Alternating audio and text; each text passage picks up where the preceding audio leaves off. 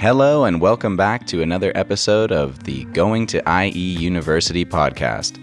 Today, our special guest is Rafif Srour, Vice Dean of Programs and Academics at the IE University School of Human Sciences and Technology, along with many other roles.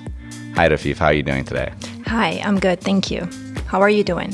Very well. Very well. It's a beautiful Friday morning, and we're here to talk about the new liquid learning methodology here at IE. So let's jump in. Tell us what it's all about. All right. Well, first of all, thank you for having me. And liquid learning at IE University is more of a dynamic learning experience where technology is used to merge both the physical as well as the virtual worlds so that we can create an immersive environment where students receive high quality education.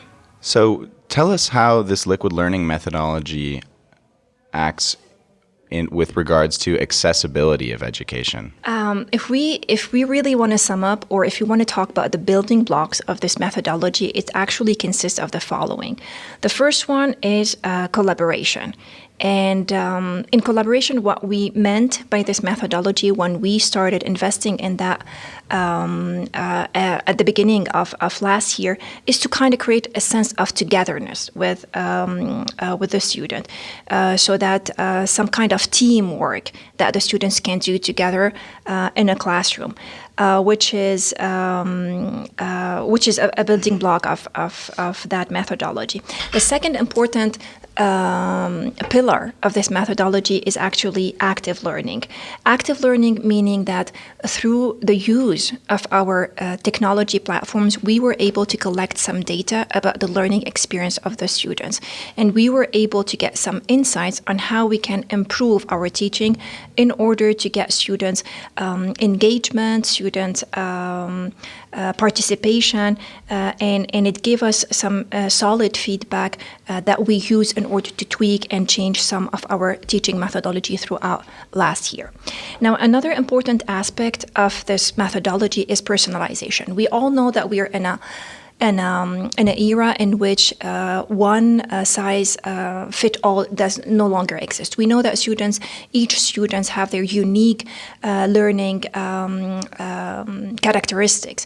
And so this liquid learning methodology allows us to create some personalized content so that the students will learn at their own pace. Now, the last important pillar of this methodology is actually applied learning. At IE University, we're really proud that in all of our classes we have a balanced approach to teaching, which combines the theoretical as well as the practical. So the liquid learning methodology allowed us to keep maintaining this kind of balance through the creation of sessions that are not only meant to be online sessions, but we wanted to actually, and we can talk about this later on, we wanted to create content in which the students will have hands-on some of the theoretical aspects of the courses that they see in class. Very interesting and very cutting edge, typical of IE University here, where we drive innovation. That's our slogan here. So can you tell us a little bit more about these data-driven insights that you base this methodology around?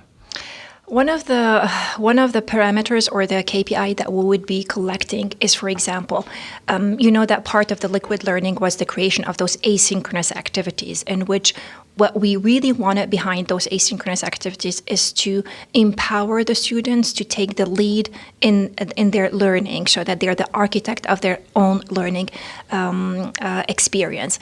And so through these asynchronous activities, there was a lot of different ways in which we created those activities, one of which was the videos. So we have, through our platforms, we are able to collect some information regarding the time that the students spent watching certain videos or doing certain activities, the quality of their responses. And so this allowed us to kind of identify pain points in those activities. And so the professors, we constantly, as professors as well as academic director, we went back and tried to understand the why behind those, the lack of interaction, the lack of participation of the students. So it forced us to really go beyond beyond what we thought we were able to in order to create content that will engage more and more the students. So this is what I meant by the use of these data, which is something that I think technology allow us to kind of explore data. So not only are you one of the main architects of the liquid learning methodology, but you're also a professor here at the university. So did you see a tangible differences in this shift towards the liquid learning method? First, I'm not the main architect. Right? There's a whole team at IE University that are actually working on that, and we have a center for learning, liquid learning. I just participated on some of those meetings, and I had some insights. At first, it was very challenging because we most of the professors, we did not have such a profound experience in that. But I think that we learned by doing. So at the beginning, we kind of thought about this move towards the online teaching as it's us professors delivering our content, to the students as if they were in class but through the screen. But very quickly we noticed that we were very anxious about this, the quality or the excellency in education, and we wanted to maintain that experience as close as possible to the classroom experience, which really made us think about a profound change of the way that we were teaching. And I can give you a very specific example if you want. That would be excellent. In my experience, I'm a professor of mathematics, and you know that sometimes it can be really hard, even in the classroom experience, to convey some of those concepts to the students. So I tried as much as I can to use inquiry-based learning in the classroom, which I think is a big component of the liquid learning. And in this inquiry-based, I would introduce the student to a certain concept, a theorem, you name it, and they had to do their own search, come up with the explanation, and try to understand themselves what the concept meant. And I believe that these sessions, at the end of the course, the students really identified with those sessions because at first they panicked because that the students really feel comfortable when the professor is the one who's providing all of the material. So they're kind of the receptors. They physically receive the information. But when they were put under the spot and they had to actually understand the concept, explain it to me or to their peers, it actually made the difference. And I think that that's one of the challenges that we face. And I think that it pushed us as professors to look for other ways of teaching. And I hope that we partially succeeded. Amazing. So, what do you think the primary benefit? Where does the primary benefit lie in this liquid learning methodology? I think flexibility. That's the first thing that really comes to my mind. Flexibility in offering really excellent education for our community, which last year was spread all over the world. So for whatever constraint the students were not able to be in the classroom, we offered them the same quality of education that they would have received if they were on campus.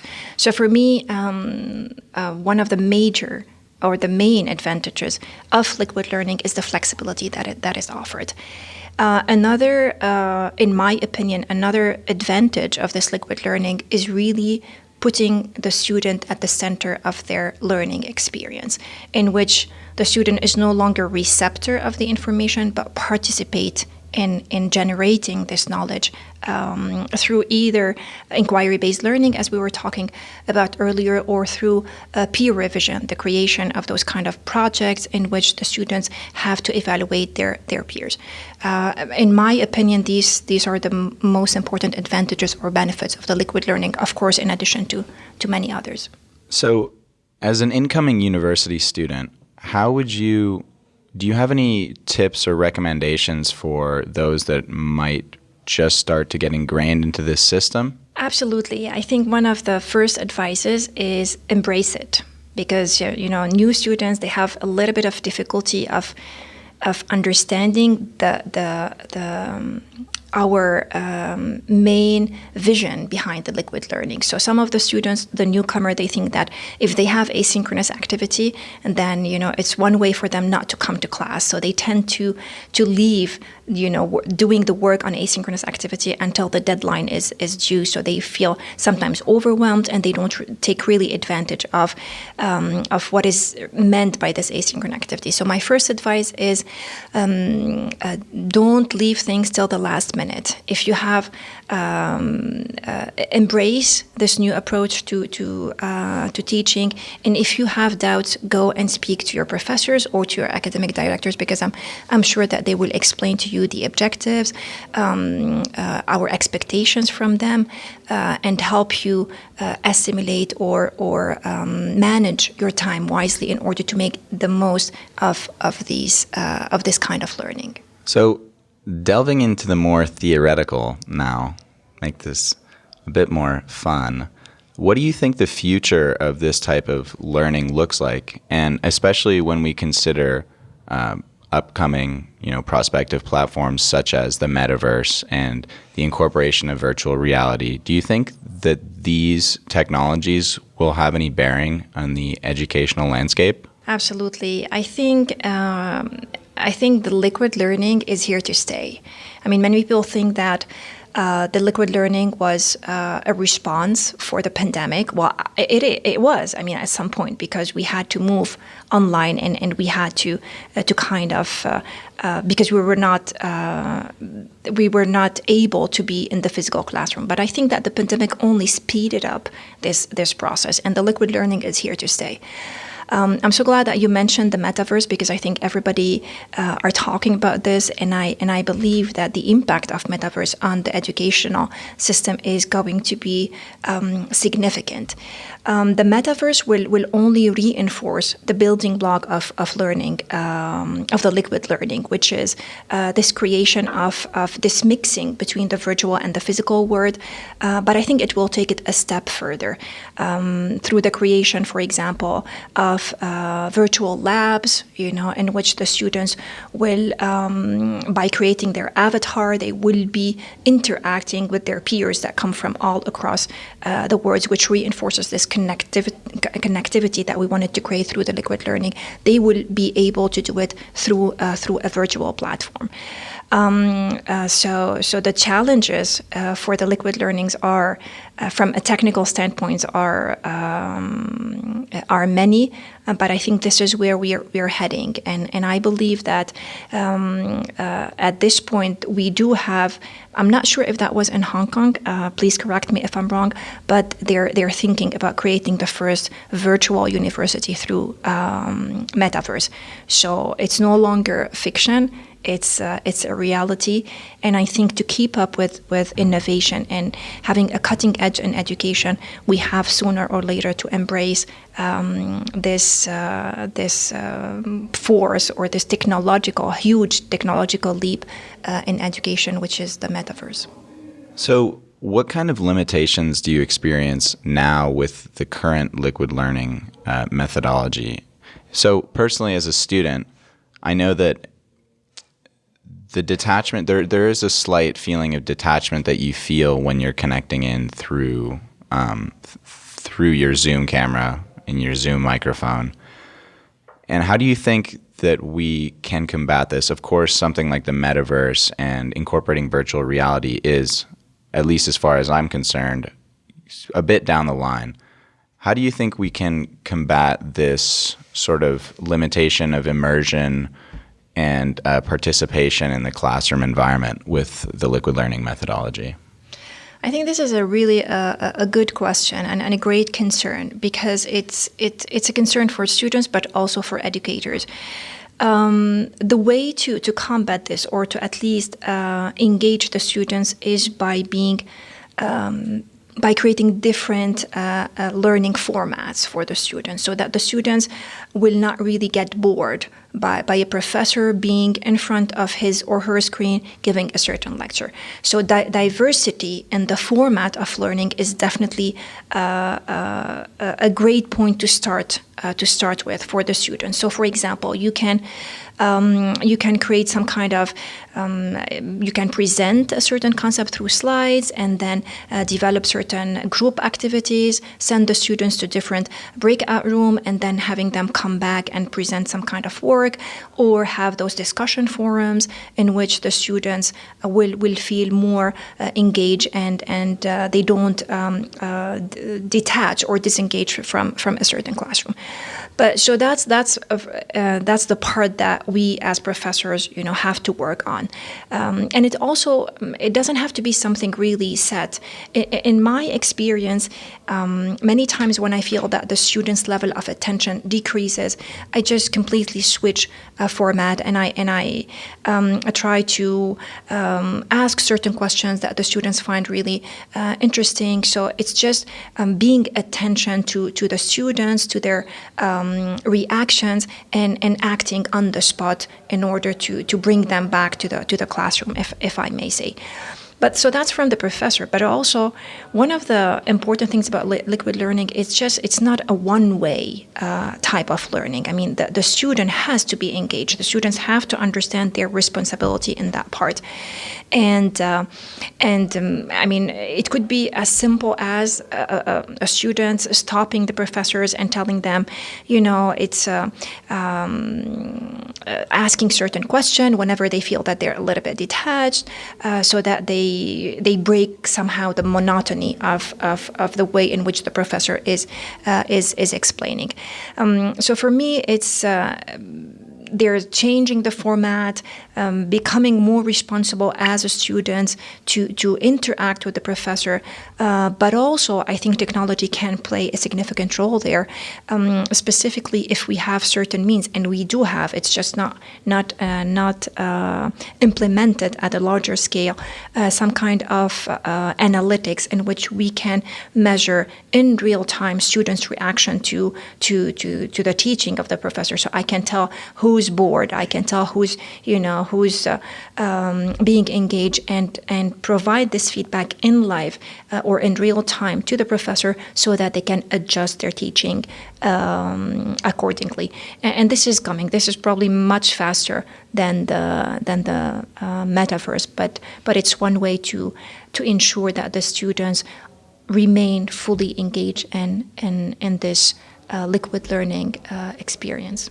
So would you say that the university is actively refining this method on an almost daily basis or weekly basis in order to accommodate students? Absolutely. I think our great pillar, or our reputation as driving innovation, has a solid foundation at IE University. We have a team of data scientists. We have a team of IT people that are constantly working on together with the academic body at IE University, and also the students, because we rely at IE University, we're always relying on the feedback from the students through either the student reps or the student government. So the students have an active say in that.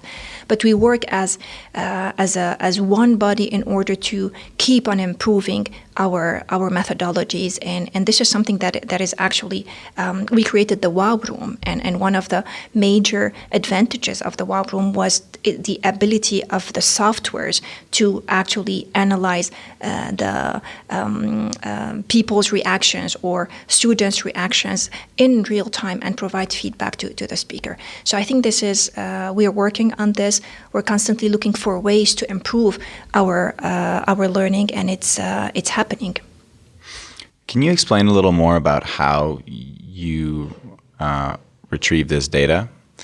Are we talking about eye tracking? Are we talking about more, qualitative data? How do you conduct this type of research? Well, this type of research is based on artificial intelligence, which mostly uses computer vision to kind of spot changes in the features or in the reaction of people when they're kind of listening to a certain professor. So, for example, they measure, the eyes movement, because, when we get really tired, sometimes we try to disconnect from our screen. They measure some kind of face language, being sometimes when we're tired, we tend to move our faces. So it's mostly based on computer vision and a set of predefined parameters that would allow us to get a feel of how the experience of the students throughout these lectures. Wow, that's incredible. So how much of this data are you collecting? Is this taking place on a daily basis? Is this more controlled? No, I mean, don't get me wrong. We haven't implemented this technology in our platforms. We haven't done that, not yet. But this is one of the projects that we were kind of leader in when we developed the WOW room. So this is a very still restricted use.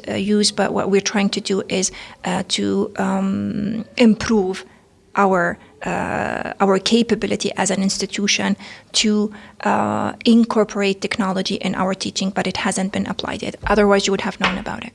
I was actually wondering that because I noticed that a lot of my Zoom classes are usually recorded, and it made me think a bit about that and if that was somehow being fed into a big data stream. Well, recorded, we do the recordings, but only for academic objectives. So if a student misses and he or she has an excuse for asking access to this recording so that they don't miss on these lectures.